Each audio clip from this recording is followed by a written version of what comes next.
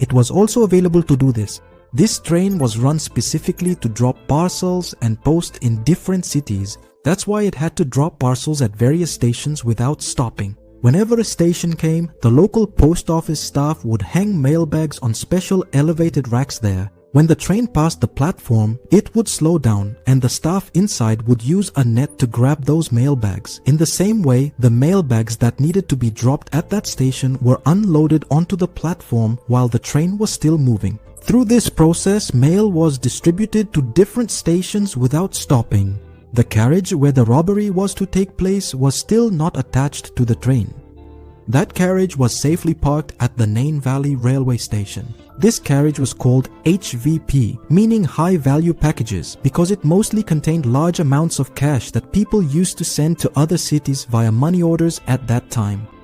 In 1960, that is 3 years before this incident, the Post Office Investigation Branch (IB) instructed that security alarm systems be installed in HVP carriages to enhance their security. By 1961, 3 HVP carriages had been equipped with these security alarm systems, and the older carriages that did not have security alarms were kept in reserve. But the day of the robbery was the most important of all. On that day, the HVP carriages with security alarms were out of service, so a reserve carriage M30204M had to be used, which had no security system at all. This was a very big tip that the robbers received from an insider at Royal Mail. When the train that left from Glasgow reached Nain Valley railway station, the railway staff connected the HVP carriage as the second carriage after the engine. This was the first tip the robbers received, but the second tip was even more important than this.